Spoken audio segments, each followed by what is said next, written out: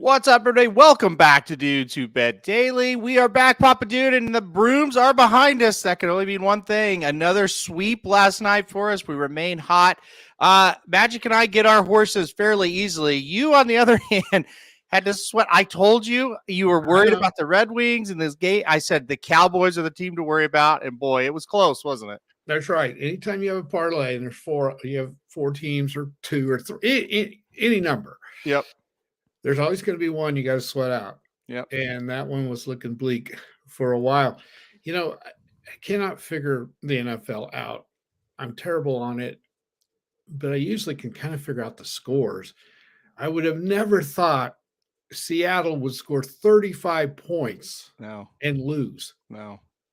It doesn't make – I don't know how they scored 35, first of all. That was the biggest surprise to me.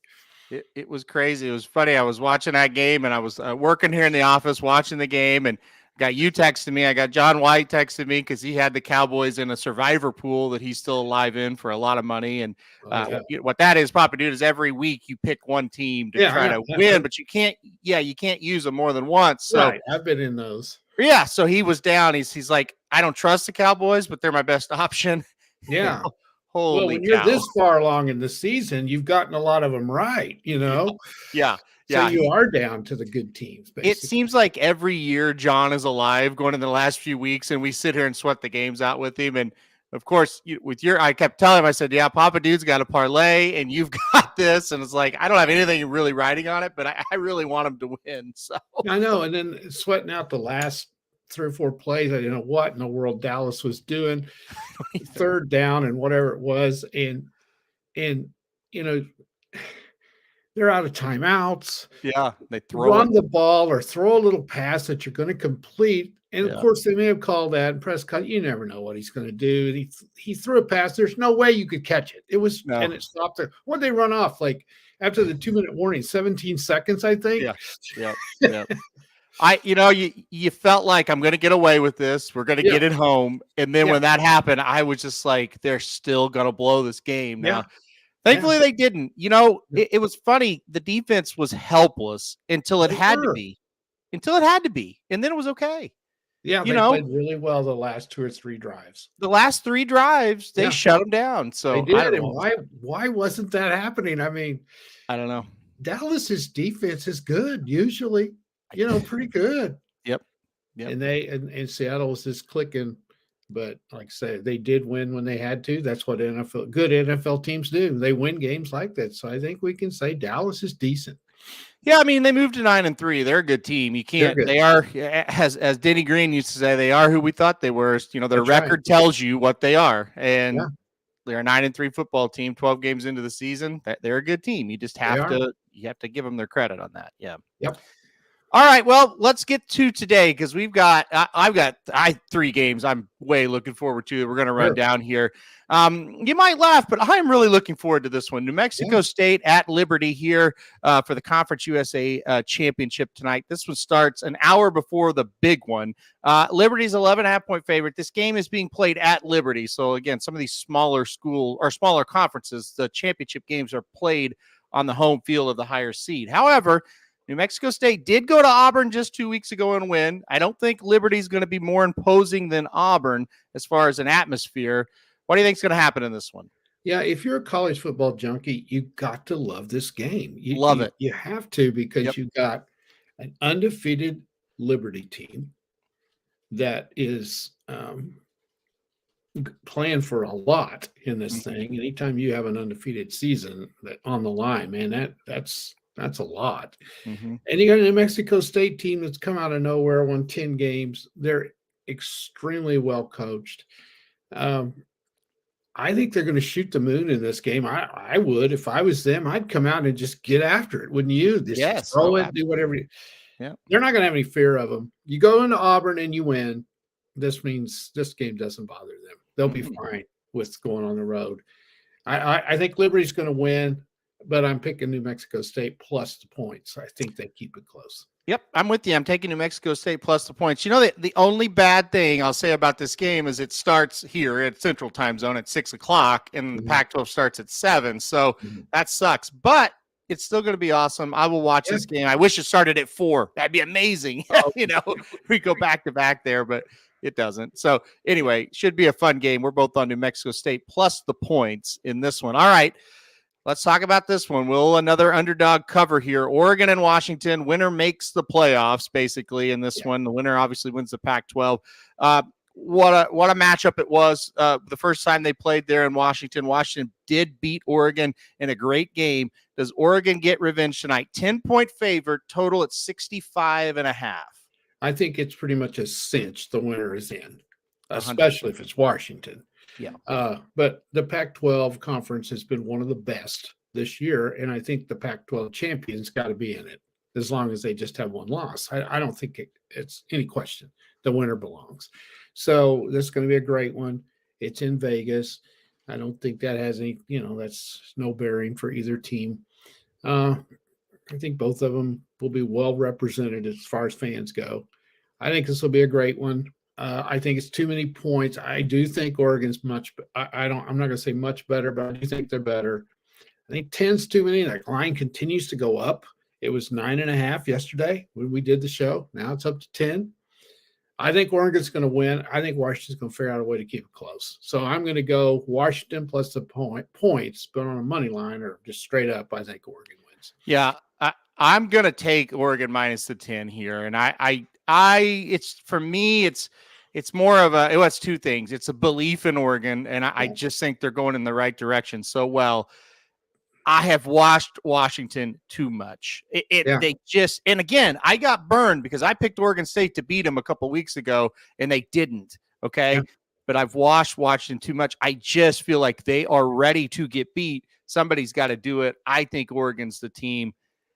I kind of think Oregon's gonna get after. What do you think about the point total? I think if that goes over, Oregon wins. I would agree with Washington's got to keep it under that. I would agree with that. And I think it's gonna go under, honestly. It might. And here's why. Oregon in the second half of that Washington game really shut the door on Washington. Yeah. If you watch the first half, it's like, oh my God, this Washington offense, it might be able to move the ball like this on anybody in the country. This is unbelievable. Second half, Oregon shut them down. I think they'll do it here. I think it's going under, and I think Oregon's going to get it done. So I'm taking the Ducks minus the 10. Yeah, through the years, Oregon's not been known as a defensive team, but this year they are. They're good defensively. They're much better than they usually are defensively. I've been really impressed week in and week out. And like I said, even in their loss, I thought, damn, that is a good team. Yeah, they blew it. There was some big-time coaching hires 2 years ago. Mm-hmm. When Lanning was hired. Yep. And I believe he's the best hire. He was the most, had the most success of all those people. I think Dan Lanning was a serious candidate at Oklahoma. I think they almost hired him, and then they went Venables. And look, I would have been happy with Lanning. Obviously, you look at what he's done. Mm-hmm. He's had more success. Will he stay? What's that? Will he stay there? I don't know why you would leave.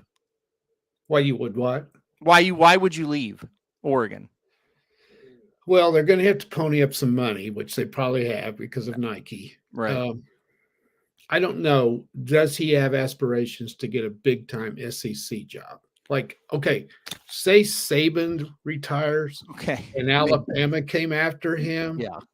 I don't think Oregon would look as well. Do you look as good? That's okay. Alabama, Georgia, yeah. I would agree with. Who else would you? Why? What other? That's true. That's what I'm saying. Yeah. Here's the thing, though.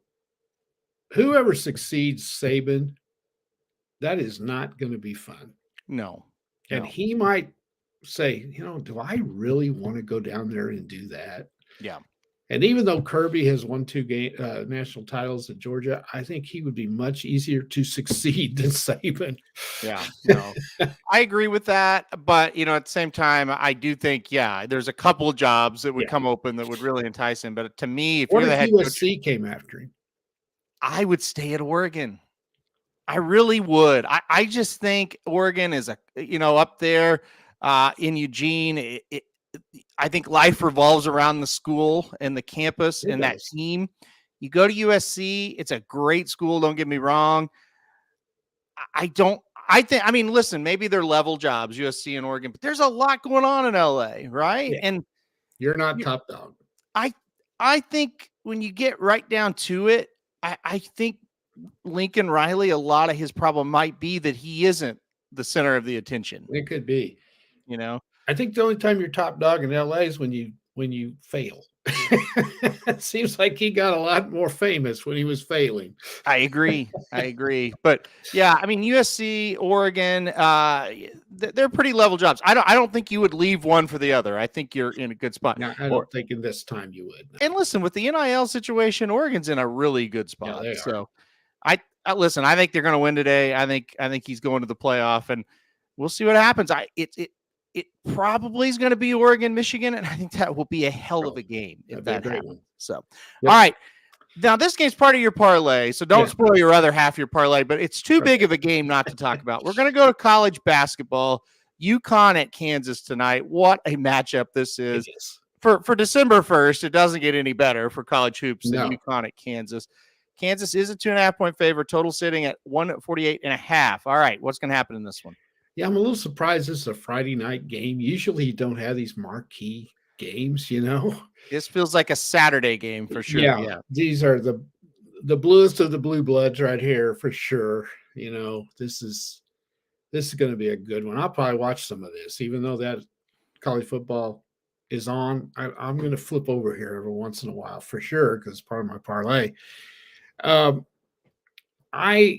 I really like Kansas in this game. UConn is really good, but they have not been on the road for a tough game. And this is a pretty tough place to go. Normally, you got to beat Kansas, and they get all the calls in Allen Fieldhouse normally. Now, that's in Big 12 games for sure. I don't know about this one. And you can say that about Duke and other places too. Oh, yeah. Yeah. And a lot of people say, well, they get all the calls. Well, it's because they're damn good, mainly. Is why you get beat, not the referees. But I think this will be a classic. I wish this was on some other time where you could really sit and watch it.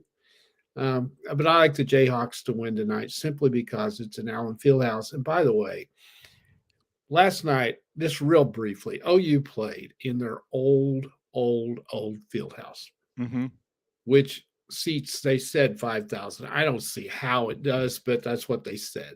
No, me neither. That was so cool. Yep.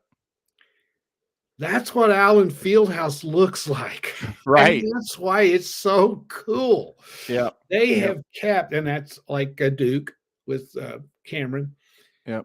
These are not fancy places, but they have that old nostalgic, fantastic atmosphere. The fans are on top of you. It was so cool. And that's why it's so hard to win at Kansas. So I'm going with the Jayhawks tonight. I'm going UConn. I think they're going to go in there and beat them. Oh, how many times have you seen Kansas win these games? I know, but you forget this was UConn team. They're pretty damn good. So this isn't a Big 12 team that's scared of Kansas like they all are. This is UConn. So right. I think this is gonna be a great game. I'm going in Lawrence, Kansas is going to be watching football tonight. No, that is going to be a zoo for sure. By the way, you're right about the old gyms too. Butler, the old Butler, the gym where Butler plays comes to mind too. That was in Hoosiers, Yeah, right. Yes. I mean, that's pretty damn cool. So if OU wants to get some crowds, figure out a way to add 2,000 seats, and they pack that every damn night. Well, against good teams. I do think that's what Porter Moser wants to do. He has said we need a smaller venue, and he's right. So, all right. Well, cool. we're on opposite ends here. More on this game in a minute. It is on Papa Dude's a parlay, but let's go to the Gulfstream Park for the race of the day today. That's right. Heading back to Gulfstream. Kind of a weird day. I would describe it at Aqueduct and Del Mar. So I said, let's go over to Gulfstream race 8, an allowance going 1 mile on the turf here, a field of 11. I think this is going to be fun. I'm sorry. I'm on Saturday. Let's go back to Gulfstream race 8 on Friday, an allowance going 5 furlongs on the turf. You can tell I've been handicapping Saturday this morning. Allowance going 5 furlongs on the turf, field of 12. Again, I think this is going to be a really fun race. Who'd you land on? Well, you always pick races where they're all the same. I the picked horses the hard are ones. all the same. Yep. Amazing how these races stack up like that so many times. Yeah. Because my top three are all the same. They're coming off of stakes races, and this is a big drop for them. So you got to decide, okay, who's the best of those three? I mean, that's the way I went. I like the 7, the 9, and the 10. I don't know where you went, but they're all big class drops. They've all done okay in stakes races. You know, most of them they didn't win, but they ran well. A couple of them won a stakes race. So you got to choose. I mean, how do you do it? Well, there is some speed. Let me click on this here to make sure I got the right ones. Yep, you're right. I know, but I want to make sure I got the right speed here. Okay. The 10 and the 9 are going to go, I think. Yeah. 5 furlongs, you know, that's easier to hold your lead, I think, for 5 furlongs than longer. So will they play each other out and allow a horse like the 7 to come out and get them? So that's what you got to go with. I think the best bet in this race is the 10. Bad Beat Brian. So I'm going to stick with him. If you like a long shot, I think that 7 at 10-1 is interesting. No Nay Hudson. I kind of like that one. I had the same kind of idea. I'm going to go the 10 on top and a couple long shots underneath. So I had the 10 Bad Beat Brian on top. You look at the horses this horse has been up against this year. You know, lost by a head to Caravel back in April when she was really, really good. You know, lost to No Balls by 4 lengths at Churchill Downs. No Balls won the Breeders' Cup Turf Sprint. You know, beat Smoke and Jay. Lost to One Timer by a length and a half. Lost by a neck to Gear Jockey. I mean, this horse has been racing against some very, very tough runners. Yeah. Now, to me, this is a nice class drop. I think if Bad Beat Brian shows up with his best, he's going to win. So I like the 10 on top. I'm with you. I like the 7. I'll throw out another crazy one for you. What about the 12 at 15-1? You forget about the dirt race last time out. I think this horse is going to like being outside for a one-turn race. I think this is the one that's going to stock the pace, if I could speak. I think this horse will be running down the lane. I would not be shocked if this thing comes in 10-12, and this exact is a pretty decent payer. So I use the 2 long shots, the 7 and the 12 underneath of the 10 in this one. Any final thoughts before we move on? Nope. I think you nailed it. All right, good deal. That's what I wanted you to say. All right, let's go to Tampa Bay for my best bet today. I'm going to go Tampa Bay race 1 on the card here. I'm going to go the number 4 Group Hug as mine today. Coming first off the claim for Hernandez, a pretty solid trainer. Been running at Del Mar, at Churchill, Keeneland, Gulfstream, Aqueduct in some bigger races for sure.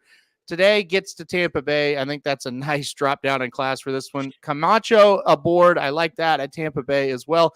And the biggest thing is I see a ton of speed signed on in this race. Even though it's only 6 horses, I think all of them really want to go early. Group Hug is easily the best closer in this race. So I'm going to go number 4, Group Hug is my best bet today. Trying to make it 2 in a row to open up the week. All right, Papa Dude, what do you got for us? It was a great name too. Group Hug. I agree. Yeah. Really good. Oh, Dennis. You didn't get the message today that we started a little bit early. Yep. And Dennis is asking how Papa Dude's parlay did. It did well. It won. Yeah. So let's do it again. All right. So I'm probably going to regret this, but I had a just parlay that would have blown your mind. Just a little 2-teamer involving 2 teams that nobody's ever heard of, probably. But I thought, no, one of them's on the road, and that's why I took it off. Anyway, I had Arkansas Little Rock and Incarnate Word tonight in a parlay plus 260. I took that off basically because Incarnate Word is on the road, and I didn't like that. So you're saying Arkansas Little Rock, what is that? Well, that's another one. They're playing Arkansas State tonight, and I would think that's a little bit of a rivalry. It's in Little Rock, and the Trojans, that's Arkansas Little Rock, they're playing great. They have really been playing well. And they're 1.5 point favorites. I think they're going to win that game at home. So I got them on the front, and then Kansas, we already talked about them.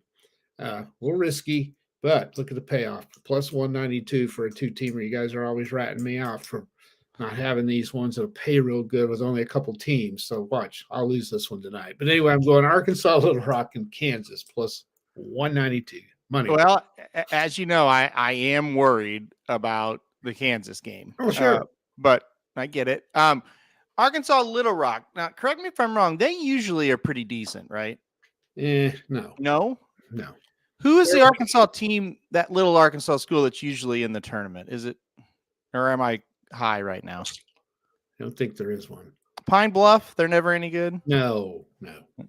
Okay, well, maybe I'm crazy. I thought Arkansas Little Rock. I think you're thinking maybe Arkansas Tech at that division, maybe. That could be. Yeah, at Division 2. Yeah, yeah, they are usually pretty good. That's probably what I'm thinking of.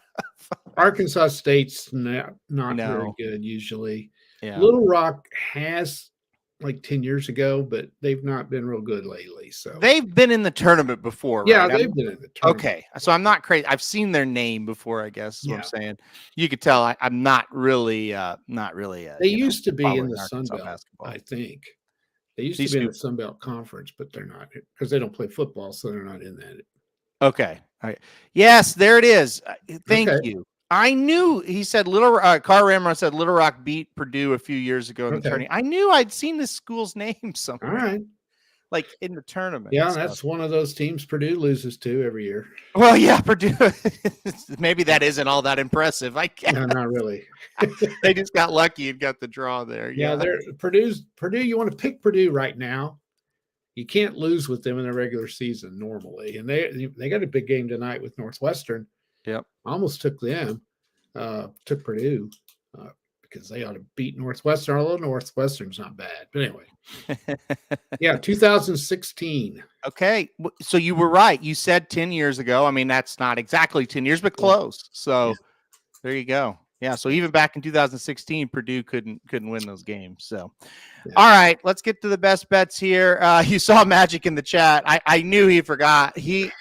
Magic had to go back to Michigan for a little bit, and I think he got home at like midnight Pacific. So we'll give Magic a pass today. He's traveling home. He will be back tomorrow with a pick. He's been good on the show lately. I'm going to go Tampa Bay race 1. Number 4, group hug. And then Papa Dude's going to go with the money line parlay, trying to make it 2 in a row here. He's going Arkansas Little Rock, who beat Purdue in the tournament in 2016, and the Kansas Jayhawks for plus 192. 3-0, up 280 for the week, up 867 for the year. Papa Dude, any final thoughts? No, I've got to go and get punished and babysit 6th graders this afternoon. Substitute teaching. That's my punishment for the week. Oh, that doesn't sound good. You've been bad if that's your punishment for the week. By the way, Brandon Welch Racing, iRacing, I should say, said Purdue's a lock tonight. So I like that too, Brandon. He's with you. Purdue minus 5.5 against Northwestern. So I agree. Yeah. All right, Brandon. Well, good luck. Yeah, if you're taking that, good luck. And all right, well, great night for football. Like I said, I wish a game was on right now. I'm ready to watch right now. I don't want to wait till 6. So, all right, guys, we're gonna get out of here. We'll let Papa Dude go mold the minds of the youth. We'll be right back here tomorrow for our last 10 a.m. show of the year. Last 10 a.m. show of the year tomorrow. As it's conference championship day, we'll talk about a lot of college football. All right, guys, have a good rest of your day. We'll see you right back here tomorrow.